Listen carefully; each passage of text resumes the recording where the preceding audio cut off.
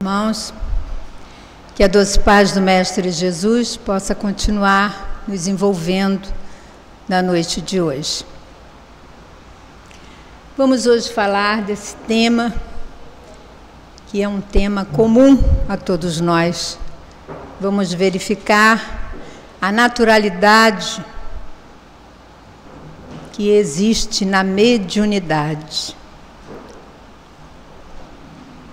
E buscando para isso como base, a primeira epístola, a primeira carta de Paulo de Tarso aos Coríntios, quando ele fala o seguinte: portanto, meus amados irmãos, sede firmes e constantes, sempre abundantes na obra do Senhor, sabendo que vosso trabalho não é vão no Senhor.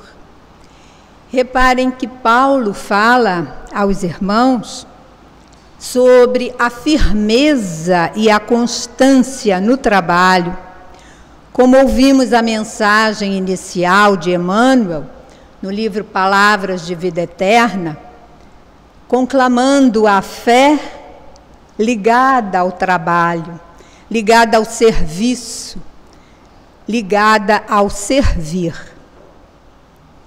E aí fomos buscar a mensagem também de Emmanuel, só que em Fonte Viva, capítulo 69, quando ele discorre e explica exatamente as palavras de Paulo de Tarso.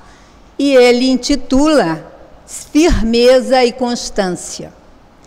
Então, diz Emmanuel que muita gente acredita que abraçar a fé é confiar-se apenas num êxtase, né?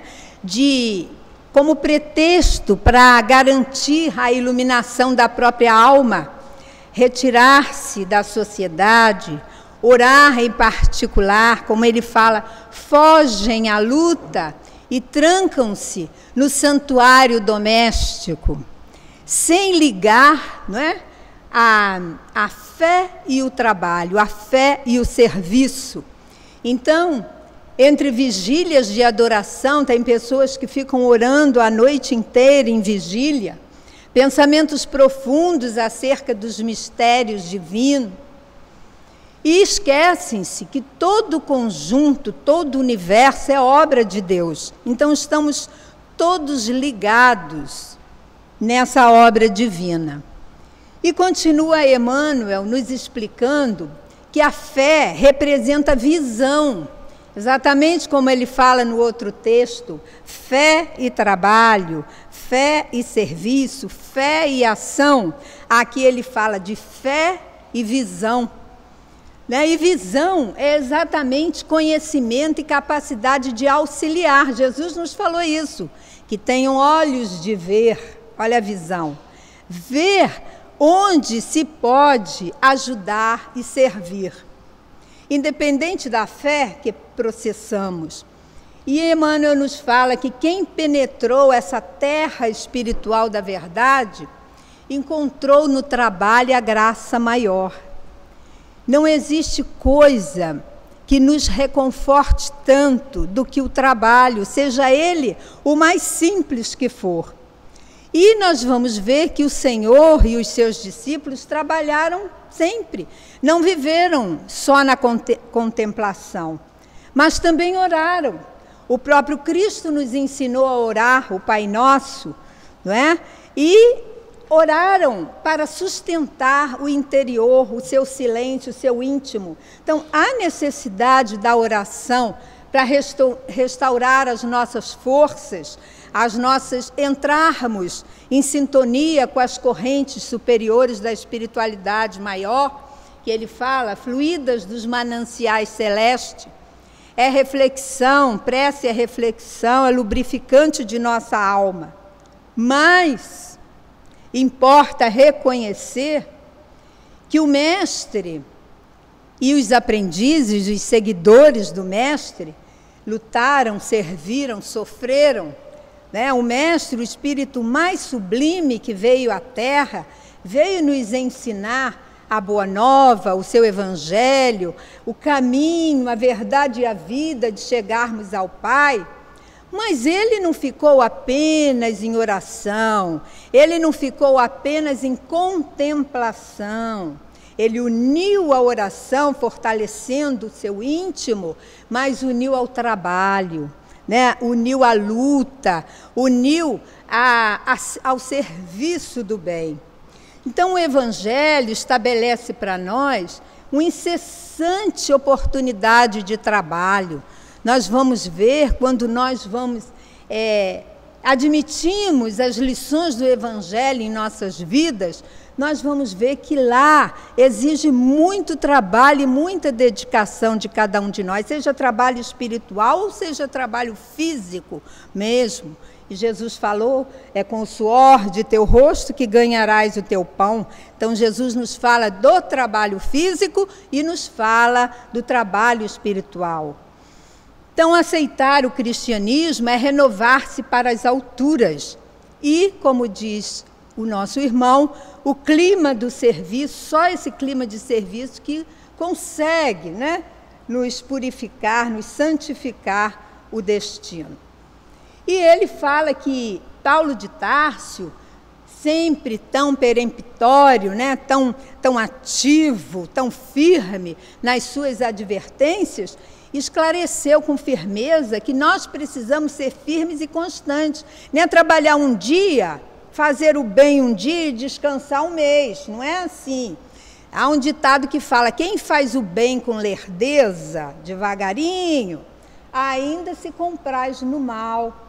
Né? Então ele fala, fazer o bem com constância, isso nas tarefas de elevação. E ele fala, para que sejamos abundantes em ações nobres com o Senhor.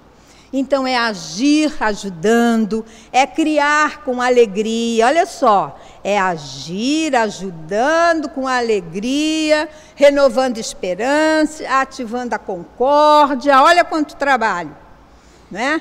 Abrir novos horizontes ao conhecimento superior para uma vida melhor.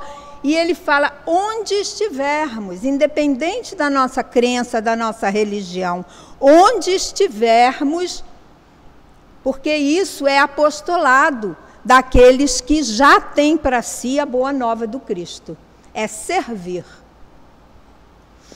Finalizando, Emmanuel nos fala, procuremos as águas vivas da prece para lenir o coração, sim, mas não nos esqueçamos de acionar os nossos sentimentos, raciocínios e braços, olha o trabalho físico, raciocínios e braços no progresso e aperfeiçoamento de nós mesmos, de todos e de tudo.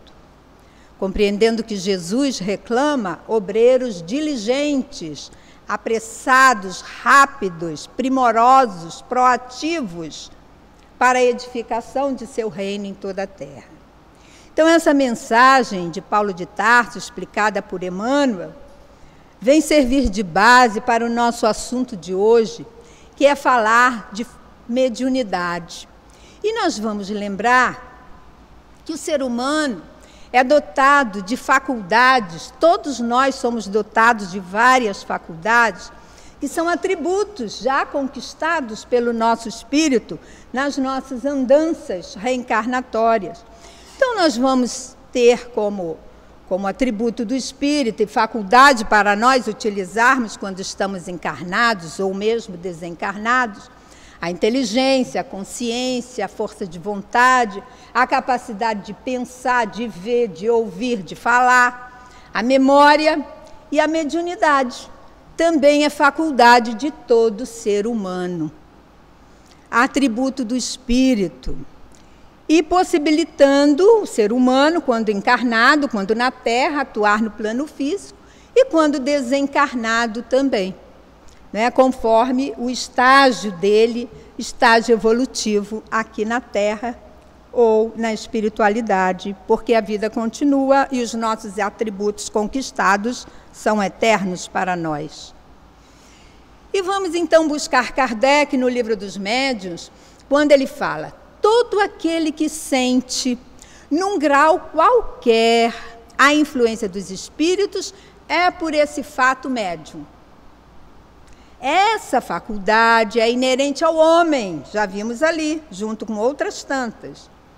Não constitui, portanto, um privilégio exclusivo. Por isso mesmo, raras são as pessoas que dela não possuam alguns rudimentos, né? A mediunidade. Pode, pois, dizer-se que todos são mais ou menos médiuns. Olha que interessante, Kardec fala, mais ou menos médiuns.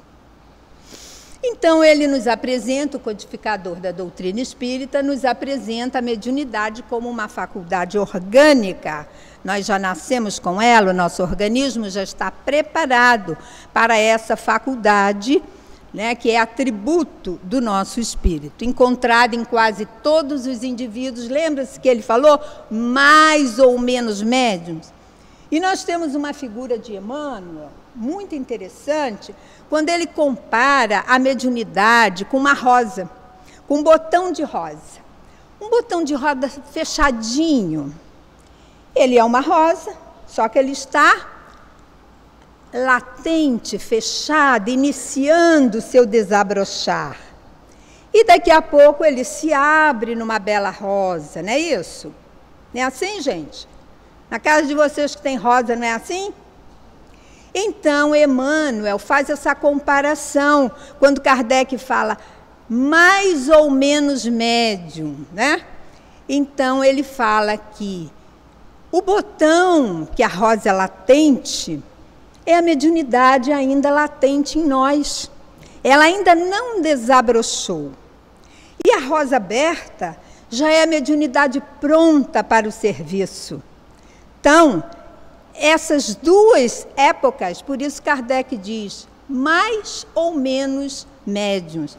E nós sempre chamamos de médiuns aqueles que já apresentam a mediunidade eclodida, não é? Embora quem ainda a tenha latente, não deixe de ser médium. Então, a semelhança de qualquer aptidão que nós vimos, igual a memória, a inteligência, a razão, a mediunidade também é orgânica, pertence à nossa riqueza física. Não constituindo patrimônio especial, nem de grupos, nem privilégios de castas, mediunidade pode aparecer, né, em qualquer grupo, é inerente ao espírito, que dela se utiliza, tanto encarnado como desencarnado. A gente desencarnado vai continuar sendo médium, para o ministério de intercâmbio entre diferentes esferas da evolução.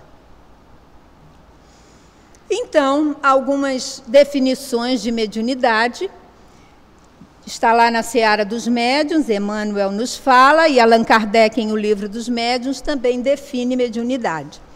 É recurso de trabalho, olha, instrumento de trabalho, recurso, ferramenta de trabalho e aprimoramento para o homem na Terra. E Kardec fala que é talento divino, talento de Deus, que nos foi dado por empréstimo agora, para edificar o consolo e a instrução entre os homens. E médium, que será? É aquele intermediário, é aquele que serve de ponte, de intermediário entre os dois planos da vida, o plano físico e o plano espiritual. Na antiguidade, nós vamos falar rapidamente sobre a história, né, da mediunidade durante o processo de evolução da humanidade. Na antiguidade, médiuns era ainda chamado, não havia essa denominação, eram chamados de feiticeiros, de xamãs, pitonisas, oráculos, profetas. Eles eram médiuns, eram respeitados, admirados, né? Procurados para consulta, para previsão do futuro, para tratamento de doenças. Tranquilo. mediunidade aflorada desses companheiros e eram admirados e respeitados. Passou-se o tempo, principalmente no discorrer da Idade Média, mudaram-se os nomes, as interpretações. Os médiuns passaram a ser chamados de bruxos, possuídos pelo demônio, pessoas perigosas, sendo caçados e muitos levados à fogueira, como foi o caso da nossa companheira Joana d'Arc, né? Médium, ela previa o futuro da França e ela foi queimada viva, porque era considerada como bruxa.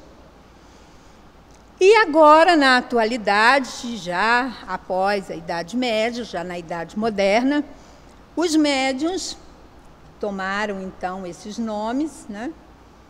E a mediunidade é admitida, é reconhecida na maioria dos países, é respeitada, embora ainda existem alguns países e algumas pessoas que a negam, mesmo com evidências e comprovações. Mas a mídia já faz a propaganda da mediunidade, olha aí, a mídia escrita, né? O Isto É, fala de crianças que falam com os espíritos, médiuns, crianças médiuns e vários espíritos, vários textos, reportagens sobre a mediunidade. Temos até aí em voga, já acabou, gente, aquela do Tempo, aquela novela? Tinha uma novela aí falando da reencarnação, ela já acabou? Além do Tempo, né? O nome dela? Já está no finzinho. Ela também fala sobre a reencarnação, sobre a mediunidade. A mediunidade na mídia também, através dos filmes famosos, Ghost, Sexto Sentido, A Vida de Bezerra, O Nosso Lar, Chico Xavier e outros mais. Então, já existe um reconhecimento da mídia, da sociedade. E nós vamos ver que a mediunidade não é invenção do espiritismo, não começou com o espiritismo, ela vem lá desde a antiguidade, não é isso? E se manifesta em indivíduos de todas as religiões, em toda parte. É uma abençoada oportunidade de trabalho no bem, não é privilégio pessoal. Pelo contrário, né? A mediunidade é uma oportunidade de nós nos redimirmos de nossos erros do passado delituoso. Então, é uma oportunidade abençoada para cada um de nós. E a Bíblia relata múltiplas manifestações mediúnicas. Interessante essa frase ali, que depois nós vamos voltar a isso. Não é privilégio pessoal, independe das condições morais do médium. A mediunidade em si, lembram-se que nós falamos que ela é orgânica? Então, independe do moral do ser humano. Mas lá na frente nós vamos ver o quanto a moral elevada do médium ajuda na mediunidade. Mas, independe de ter moral elevada ou não, o ser humano pode ter a mediunidade aflorada. O espiritismo e a mediunidade. O que o espiritismo faz em prol da mediunidade? Outras religiões não estudam a mediunidade em si, ou pelo menos a grande maioria das outras religiões, mas o espiritismo estuda aprofundadamente a mediunidade como forma de direcionar isso na nossa vida com harmonia e com equilíbrio. Então, o espiritismo elevou a mediunidade à categoria de missão. Demonstrou sua importância na vida do indivíduo como instrumento de elevação. Esclareceu que é compromisso assumido. Nós já nascemos e no nosso mapa reencarnatório já existe esse compromisso com a mediunidade. Já nascemos com o físico preparado para tal. Esclareceu que é compromisso assumido e é instrumento de espiritualização do ser humano. Evidenciou a prática realizada de maneira altruísta, sem fins lucrativos. E isso o Espiritismo nos alerta. A fala de Jesus, dai de graça o que de graça recebeste. Não existe faculdade de mediunidade, não somos profissionais da mediunidade, não podemos cobrar pelo nosso trabalho. Então, o Espiritismo evidenciou essa maneira altruísta de usar a mediunidade em prol do bem, em prol da harmonia nossa e da harmonia do próximo, sem cobrar nada. O Espiritismo apresentou obra básica que propõe a metodologia altamente educativa, que esclarece, que norteia os médiuns. É o livro dos médiuns. Qualquer um pode ter acesso ao livro dos médiuns, em que os espíritos vão explicar o que é mediunidade, como ela se processa, quais os tipos. Esclareceu que os espíritos são livres e se comunicam quando querem e a quem lhes convém. Não tem essa de falar assim, vem aqui espírito agora que estou precisando de você. Não é assim, não. Eles são livres e eles se comunicam quando e para quem e no momento que lhes convém, quando podem, pois nem sempre eles podem também, né? Kardec fala no livro dos médiuns. E Emmanuel, lá no livro Consolador 382, ele vem falar da missão. Olha aí, o Espiritismo nos dá a visão de missão, né? E ele confirma isso, Emmanuel. A missão mediúnica, se tem os seus percalços, as suas dificuldades, né? As suas pedras pelo caminho e as suas lutas dolorosas, é uma das mais belas oportunidades de progresso e de redenção concedidas por Deus aos seus filhos misérrimos. Olha, misérrimos vem de miseráveis. Aquelas pessoas que necessitam se reajustar perante as leis de harmonia do universo. E Deus, como é misericordioso, é Pai amoroso e justo, Ele nos concede essa missão para ver se nós conseguimos nos redimir com este instrumento de edificação de nossas vidas. Então, o intercâmbio entre os dois planos de vida, nesse intercâmbio, o ser humano, ele ajuda e se ajuda, porque ele aprende, né? É tipo assim, ó, você amanhã vai continuar fazendo assim? Então, é ajuda própria para nós, em favor do nosso próprio aprimoramento, sob a supervisão amorosa de Deus. Então, é esse sublime instrumento, né, que Deus nos permite para redimir, olha aí, nos redimir das amarras milenares, dos débitos, dos erros, das ignorâncias.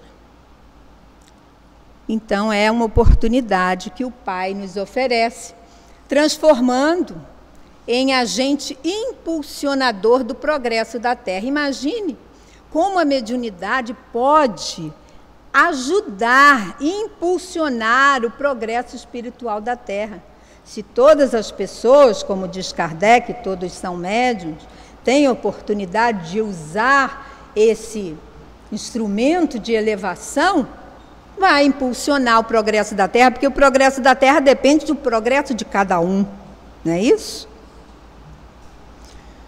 Grande responsabilidade daquele que assume a tarefa, e nós assumimos antes de nascer, antes de reencarnar, a tarefa de trabalhar em favor de si mesmo e do bem comum com os recursos da mediunidade. É uma grande responsabilidade, mas também é um grande voto de confiança da espiritualidade maior. É imprescindível que se instrua. O Espírito de Verdade no Evangelho fala: espíritas, amai-vos, eis o primeiro mandamento, e instruí-vos, eis o segundo. para conhecer os caminhos seguros da execução da sua própria mediunidade.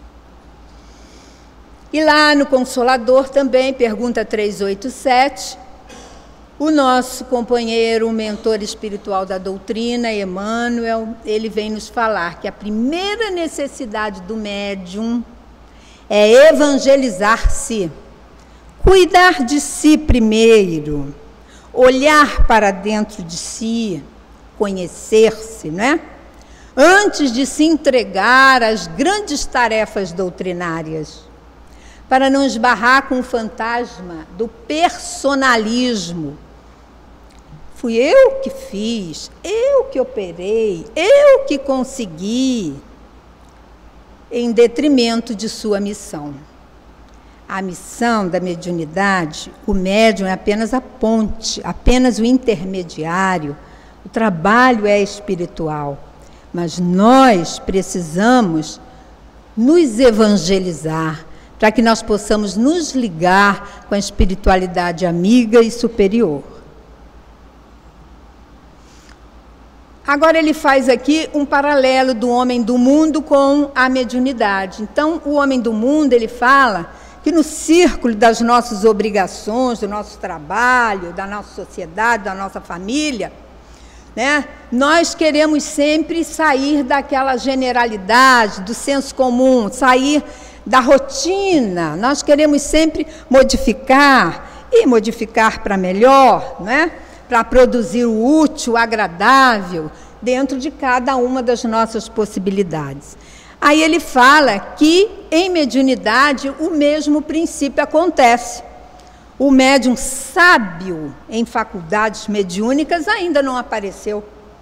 Então o médium, a mediunidade só agora ela começa a aparecer nesse conjunto de atributos maiores, né? Após a codificação doutrinária da doutrina espírita, é que a mediunidade se apresentou para nós como uma missão e como atributo do homem que está aqui na Terra, atributo do seu espírito encarnado, e que ele deve fazer da melhor forma possível, né? Útil, agradavelmente, com alegria de servir.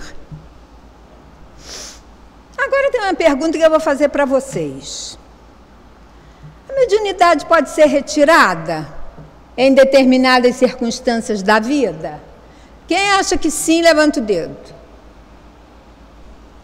Pouca gente, hein? Pouca gente que acha que sim. A maioria acha que não? Que ela vai continuar, mesmo que a gente faça mau uso dela? É? Vamos ver. Olha lá. Os atributos medianímicos são como os talentos do Evangelho. Vocês se lembram daquela parábola dos talentos? Que Jesus contou que um senhor foi viajar e chamou 3 servos seus, de confiança. Para um servo ele deu 5 talentos. Para o outro, talentos na época que Jesus contou significava dinheiro, bens, né? E para um ele deu 5 talentos, para outro ele deu 2 talentos e para o terceiro ele deu 1 talento. E ele viajou, passou grande tempo fora. Quando ele retorna às suas terras, ele chama aqueles servos para saber dos seus talentos, né? Que ficou ali guardando. E então, o que recebera 5 talentos, Senhor, eu multipliquei os seus talentos. Eu negociei, eu vendi, eu comprei, e seus talentos estão aqui multiplicados. Toma, 10 talentos. E o senhor gostou, quem é que não gosta, né? Muito bem, servo fiel, passe para o gozo do seu senhor. E o de 2 talentos veio e disse, Senhor, eu também multipliquei os seus talentos. Eu também negociei, eu também aumentei. E aqui tem 4 talentos, em vez de 2, que me foi confiado. E o Senhor, muito bem, servo, muito bem, entra no gozo do seu Senhor. E aí chama o terceiro talento, que só ficou, o terceiro sábio, que só ficara com um talento. E ele diz: Senhor, eu fiquei tão preocupado com esse seu talento. Fiquei com medo que me roubassem, fiquei com medo que alguém destruísse. Eu peguei o seu talento e enterrei. E agora está aqui ele, bonzinho como era. Será que o Senhor gostou? Diz Jesus na parábola dos talentos que ele não gostou. Chamou de servo inútil, infiel. E não chamou para a graça do Senhor. Disse: você precisa aprender e ainda vai sofrer muito para aprender a valorizar o talento que lhe é dado. Então, a mesma coisa é a mediunidade. Um talento que nos é dado. O que faremos com ela? O que estamos fazendo com ela? Se o patrimônio divino é desviado de seus fins, o mau servo torna-se indigno da confiança do Senhor, da seara da verdade e do amor. Foi aquele que ficou com medo e enterrou o talento. Não usou para nada. Podia até não ter usado bem, podia ter até tido prejuízo, mas não usou. Multiplicados no bem, os talentos mediúnicos crescerão para Jesus, sob as bênçãos divinas. Todavia, se sofrem os talentos mediúnicos, se sofrem o insulto do egoísmo, do orgulho, da vaidade, ou da exploração inferior para o mal, podem deixar o intermediário do invisível entre sombras pesadas do estacionamento. Aquele Senhor da história que Jesus contara, falou para o seu servo inútil que ele iria para mundos de expiações, onde haveria dor e rangeres de dentes. Ele iria aprender no sofrimento e na dor a valorizar os talentos recebidos, que no nosso caso é o talento da mediunidade, da saúde, né? O talento da riqueza, da pobreza. São vários talentos que nós recebemos para utilizarmos.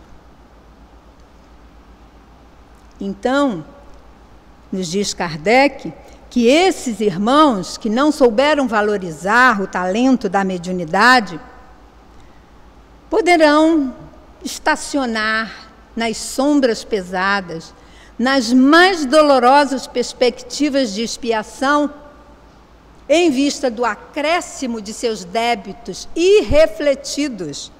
Pois se foi dado o talento para a sua evolução, e ele usou o talento de forma egoísta, orgulhosa, vaidosa, e não soube utilizar para a evolução maior, ele terá que responder por esses débitos, sem falta. Mas Paulo continua falando aos Coríntios e diz: mas a manifestação do Espírito é dada a cada um para o que for útil. Então, a prática mediúnica exige disciplina, renúncia, né? Sacrifícios pessoais. Emmanuel nos fala de disciplina, disciplina, disciplina, trabalho, trabalho, trabalho. Comprometimento, né? Para que a gente possa buscar a sublimação de energias psíquicas, nossas energias. É fruto do sabor, do labor mediúnico, do trabalho mediúnico, proveitoso. E o conhecimento nos ajuda a exercer essa tarefa enobrecedora no intercâmbio. Kardec fala sobre a ignorância das pessoas que não conhecem mediunidade. E o que nós, que já estudamos na doutrina espírita, podemos fazer para ajudá-las.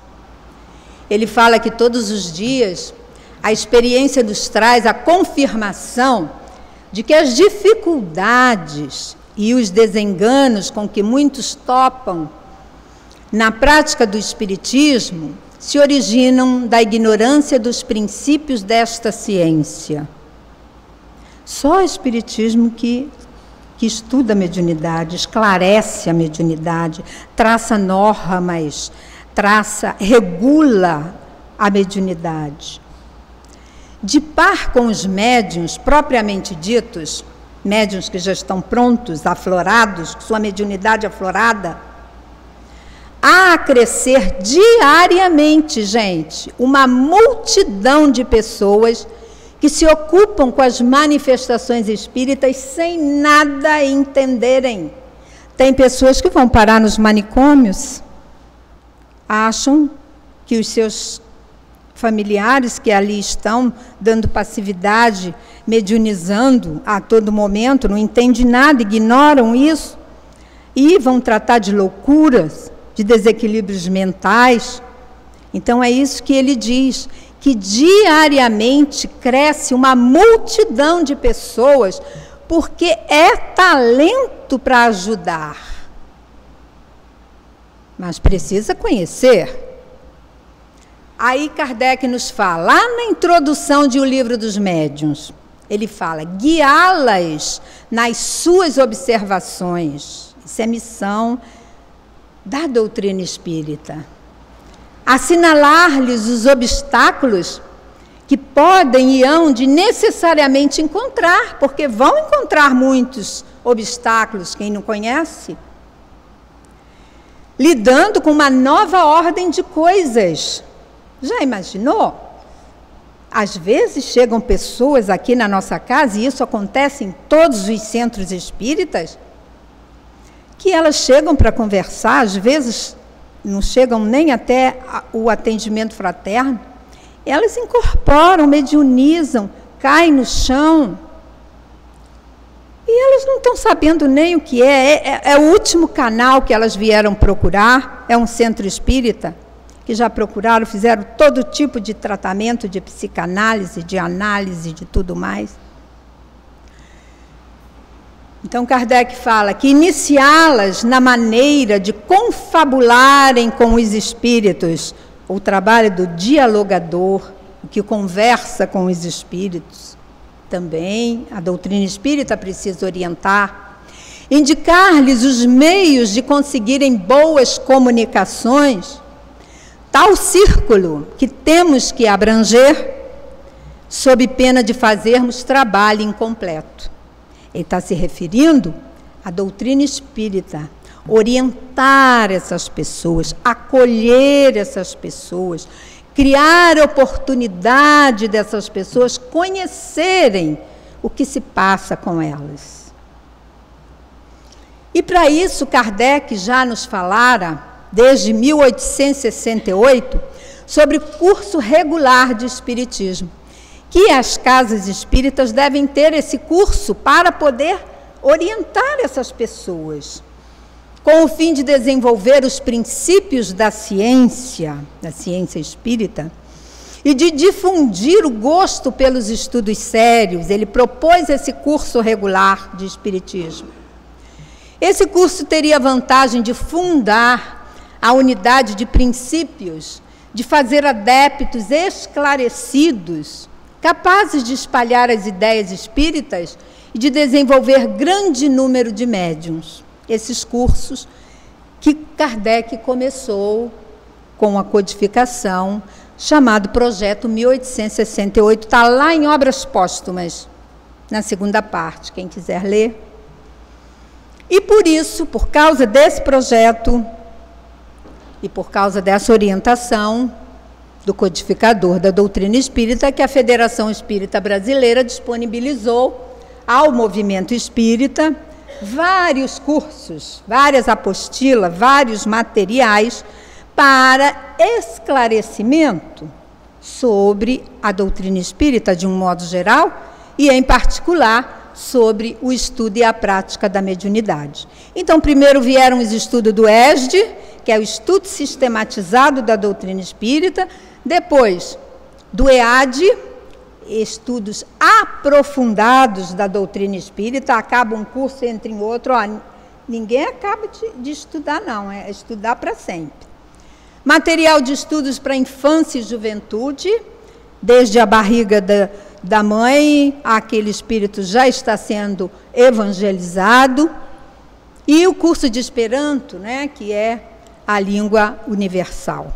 E a partir, então, de março de 1998, surge, então, o programa de estudo e prática da mediunidade, organizado em 2 níveis, programa 1 e programa 2, e o público-alvo é exatamente o futuro trabalhador das reuniões mediúnicas, do passe, do atendimento espiritual na casa espírita, aquele que quer conhecer e quer trabalhar nesse campo.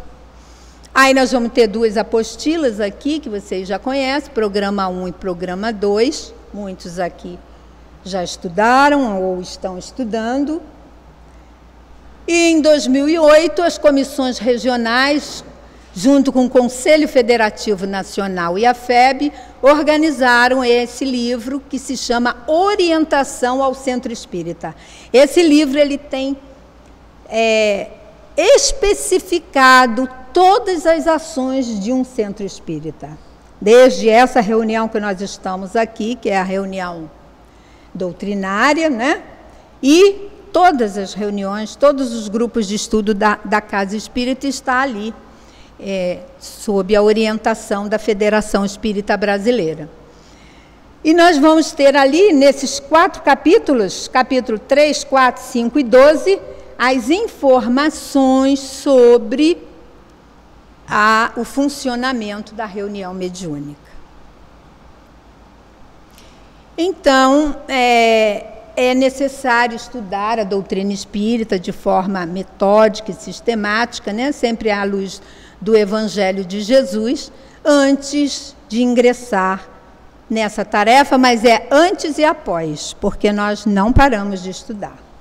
Porque ninguém se forma em doutrina espírita. Não é assim que Jesus falou? Eu trabalho e meu Pai trabalha sempre. Então, nós temos que continuar trabalhando, estudando, conhecendo, né? Vamos ver alguns fundamentos básicos que capacitam o trabalhador da mediunidade. Primeiro, conhecimento da doutrina, que tem que ter. Conhecer o Espiritismo, é a ciência que explica a mediunidade através das obras básicas e também das obras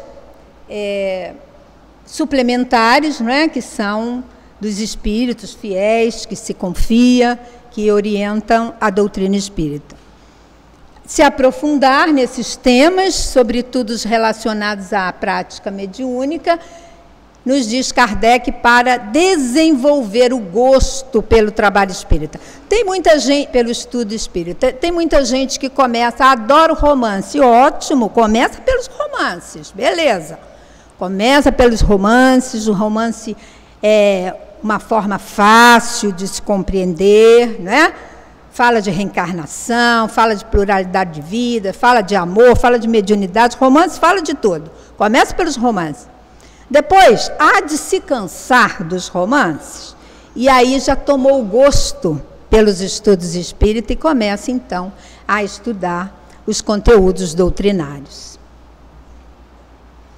Sem o conhecimento da mediunidade, não passa de superstição, né? De fenômeno, de aventura, e isso traz um grande escolho, uma grande dificuldade à mediunidade, um grande perigo, porque o médium fica sem saber o que se passa, sem conhecer o que se passa, podendo chegar até a um processo de obsessão espiritual. Então, preparar o trabalhador para exercer a mediunidade de forma natural é isso que é preconizado pela codificação espírita. Segunda faculdade do médium é a conduta espírita, a ética e a moral. E aí nós vamos seguir as orientações de Jesus contidas no seu evangelho. Tem gente que fala assim, a doutrina espírita, eles adoram um tal de Kardec, eles não adoram Jesus, não. Vocês já ouviram falar isso, gente? A doutrina espírita é toda calcada no evangelho de Jesus. Né? Contribuição do intercâmbio mediúnico. Para essa contribuição, o espírita precisa, o médium precisa estudar sempre, buscar o seu burilamento para produzir melhor na seara do Senhor. E o desenvolvimento da faculdade relaciona-se com o organismo. Nós já vimos isso bastante, não é isso? Não, agora sim, que eu falei que eu ia falar depois sobre o moral. Não ocorrendo o mesmo com o seu uso, que pode ser mais ou menos bom segundo as qualidades do médium. Se o médium é bom, se o médium é de moral elevada, ele vai entrar em contato, claro, né, com a espiritualidade maior. Aí é que entra a moral do médium. A mediunidade, ela não implica em ter necessariamente relações habituais com espíritos superiores. Não, eu posso ser um médium de moral e de ética elevada, cumpridora de minhas obrigações, estudiosa, disciplinada, trabalhadora, mas eu sou o instrumento para a espiritualidade, não é? Então eu estou aberta para servir como instrumento aos espíritos em geral, bons e menos bons, superiores e inferiores, porque eu sou um instrumento útil para servir. Então, o bom médium não é aquele que se comunica facilmente.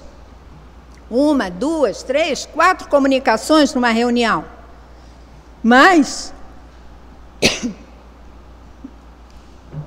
é aquele que é simpático aos bons espíritos. Olha aí. E somente deles tem assistência. Unicamente nesse sentido, obrigada, a excelência das qualidades morais se torna onipotente sobre a mediunidade. Olha aí. Para que ele possa ser simpático aos bons espíritos e receber deles a assistência amiga. Embora ele seja instrumento para servir a toda e qualquer comunicação mediúnica. Então, o desenvolvimento das habilidades, ele tem enfoque na teoria, mas ele precisa também de oportunidades de experimentação, porque não adianta o médium só ter a teoria se ele não experimentar, né? Se ele não utilizar a sua mediunidade, exercitar a sua mediunidade.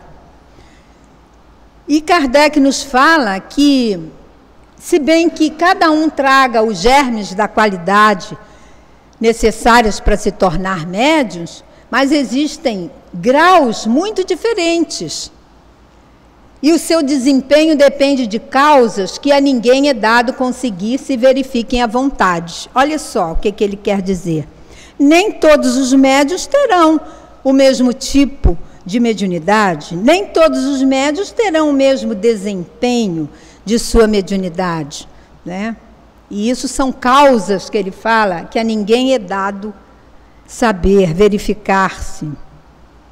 Olha aí, Kardec nos apresenta mediunidade de efeitos físicos e de efeitos intelectuais. Nem todos têm cada uma dessa.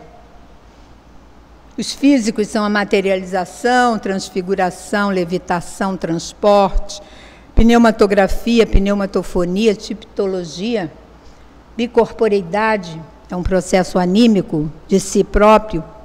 Os efeitos inteligentes, a intuição, a vidência, a audiência, a psicometria, a psicografia, a psicofonia e o desdobramento, também anímico, a alma que se desdobra. Então, como diz Kardec, cada um tem aquela habilidade, né? Já vem preparado no seu próprio organismo. E ele diz que por nenhum diagnóstico a gente pode dizer, olhar assim na testa e dizer, você tem essa faculdade tal, o outro tem aquela outra. Né? Porque ele fala que os sinais físicos de algumas pessoas, que algumas pessoas julgam conhecer, eu conheço fulano que tem uma mediunidade maravilhosa. Ele é psicômetra. Ele diz que nada tem de infalível. Sabe o que Kardec orienta? Experimentar, trabalhar com a mediunidade para saber se realmente tem. Para trabalhar com a mediunidade, nós temos que estudar, nós temos que servir, nós temos que começar primeiro servindo, né? Depois estudando, para que nós possamos ir para uma reunião mediúnica. Como diz Kardec, só tem um meio de comprovar a existência de qual tipo de mediunidade você tem. Porque muitas vezes, se a mediunidade está latente, você vai servir muito como um médium vibracional, aquele que sustenta uma reunião mediúnica através do seu pensamento em prece. Então, e aí nós vamos falar de reunião mediúnica, que nós precisamos considerar, né, a preparação do trabalhador para que ele possa ir trabalhar numa reunião mediúnica de uma casa espírita. Porque reunião mediúnica nos nossos lares não devem ser feitas, que Kardec não sustenta isso, não orienta isso, né? Ela deve ser constituída numa casa espírita, em que haja todo tipo de trabalho no bem para se fazer, então, um grupo mediúnico. E ele fala que é um ser coletivo, que soma, né, a qualidade dos seus membros e que o sucesso está na união dos seus participantes. E aí eu achei essa gravura na internet, que todo mundo deve conhecer, parece mais ou menos com uma reunião mediúnica, né? Os médiuns sentados aqui, aquela médium ali de azul, mediunizando-se, um espírito sofredor ali, necessitando de ajuda. Vemos aquele senhor de óculos fazendo ali um trabalho de diálogo fraterno, de atendimento ao espírito. E vemos os outros de branquinho aqui, que é a equipe espiritual, que é responsável por essa reunião mediúnica. O espírito recebe de nós, na reunião, apenas um trabalho de enfermagem, né? Um trabalho de recepção rápida, de pronto-socorro, porque aí ele é entregue à equipe espiritual que sustenta a reunião. Então, condições para uma boa reunião, tem que haver uma comunhão de sentimentos, uma reciprocidade entre todos os membros, não pode ter competição, um médium quer ser melhor do que o outro, porque aí já entra o orgulho, não é isso? A ausência de todo sentimento contrário à caridade. E, como diz Emmanuel, não pode haver construção útil sem estudo e atividade, atenção e suor. Olha o suor, suor de quem trabalha, né? Mas exercer a mediunidade como força ativa do Ministério do Bem é fruto de experiência a quantos lhes posam a obrigação por senda de disciplina e trabalho. Disciplina e trabalho, consagrando-se dia a dia a estudar e servir com ela. Olha a grande responsabilidade que nós assumimos com a mediunidade aqui na Terra. Disciplina e trabalho e consagrar-se dia a dia a estudar e servir. E o codificador então pergunta a Santo Agostinho qual é o meio mais importante para resistir ao arrastamento do mal. E ele nos lembra o conhece-te a si mesmo, né? Que é o sábio da antiguidade, que é Sócrates, essa frase é conhecida, para que a gente possa se conhecer, conhecer as nossas limitações, as nossas mazelas, as nossas disposições. Então, essa é a chave do progresso individual. Então, cumpre ao médium sempre vigiar-se, né? Porque a sua mediunidade pode ser tanto instrumento de felicidade como de ruína, vai depender dele. Mediunidade é como um barco no oceano. Se ele não tiver as amarras perfeitas, ele vai ficar para lá, para cá, para lá e para cá. E é o médium que manobra a sua mediunidade. Então, ela não é nem boa nem má. Seu uso poderá ser bênção ou desdita para o médium, né? É um serviço para a vida inteira. Exige educação permanente dessas percepções psíquicas.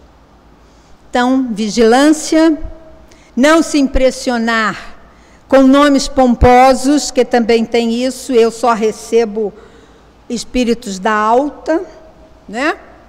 De Jesus para cima, e nem com entidades piegas que vêm e começam a elogiar, pega o ponto fraco do médium e começa a elogiar, né? Então, o médium não pode se impressionar, ele tem que ter sempre essa vigilância e analisar as comunicações de que ele é objeto sem melindres. Aí é que é o difícil, né? É necessário vigiar, Joana de Ângeles nos fala, é necessário vigiar as entradas do coração e permanecer no posto da prece. Finalizando, educar-se incessantemente é dever a que o médium deve comprometer intimamente, a fim de não estacionar e aprimorando-se, lograr as relevantes finalidades que a doutrina espírita propõe para a mediunidade com Jesus. Nos fala Joana de Ângeles no livro No Limiar do Infinito. Muito obrigada pela atenção de todos.